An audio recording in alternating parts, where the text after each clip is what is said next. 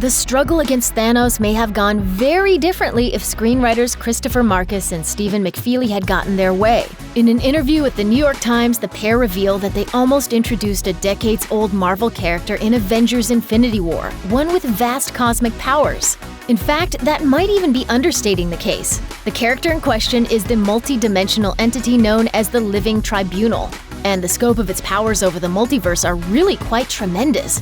Unlike nearly every other character in Marvel lore, the Living Tribunal is a singular entity with no alternate counterparts in different universes. Instead, it has dominion over the entire multiverse. No matter how you slice it, this entity is kind of a big deal. The Living Tribunal is usually depicted as a giant, golden, humanoid figure with 3 faces, each one representing a different aspect of the being: equity, necessity, and vengeance. The Living Tribunal seeks to maintain balance and order throughout the entire multiverse, and all 3 of its faces must agree that an action is necessary before intervening in the affairs of mere mortals. However, once it does decide an intervention is in order, its authority is absolute. It's all pretty heady stuff, but it's easy to see why Markus and McFeely toyed with the idea of throwing such a fascinating character into the mix for Infinity War. But seeing as the film and Avengers Endgame are already stuffed with plenty of characters, it's also easy to see why Marvel Studios ultimately nixed the idea.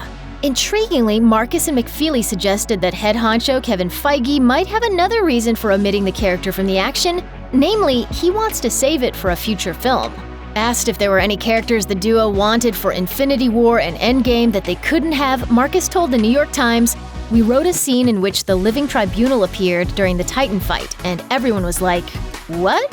McFeely continued, "He's got 3 heads. It would indicate a whole different level of architecture to the universe, and I think that was too much to just throw in." The fight on Titan was quite eventful enough, and the sudden appearance of an as-yet unseen golden god with 3 faces might have totally thrown moviegoers for a loop. However, Markus went on to say, "The idea is still in Kevin Feige's court." McFeely says they openly worried that they just spoiled a big surprise, and that's when Markus suggested that the Living Tribunal could have his very own streaming show. McFeely even proposed the show would be similar to Judge Judy.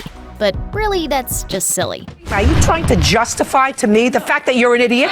Perhaps Markus and McFeely did blab a bit too freely, because we can think of a perfect vehicle for the Living Tribunal to receive a proper introduction to the MCU. The Eternals deals with a race of immortal, superpowered beings created millions of years ago by the Celestials and tasked with defending the Earth from their evil counterparts, the Deviants.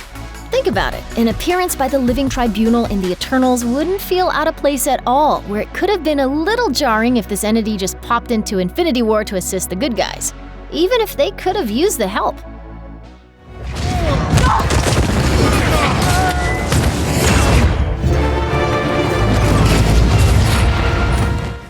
At any rate, Markus and McFeely clearly have so many ideas. They couldn't possibly have all been covered in Infinity War and Endgame, even though they're 2 of the biggest event films of all time.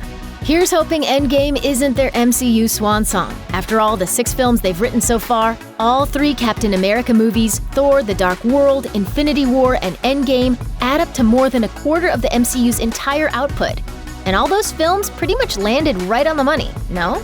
Check out one of our newest videos right here. Plus, even more Looper videos about the MCU are coming soon. Subscribe to our YouTube channel and hit the bell so you don't miss a single one.